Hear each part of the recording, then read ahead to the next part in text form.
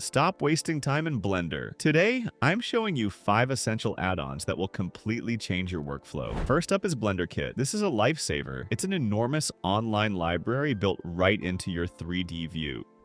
Instead of searching the web for hours, you can just drag and drop thousands of materials, models, and brushes directly into your scene. It's the ultimate shortcut for world building. Next, we have extra mesh objects. This is actually built into Blender. You just need to enable it. It adds a ton of new primitives like gears, diamonds, pipes, and even math-based shapes. If you're tired of starting every single project with just a basic cube, this is the tool for you. Struggling with lighting? Tri-lighting is your best friend. With one click, it sets up a professional 3-point lighting system. Key, fill, and backlight, perfectly pointed at your selected object.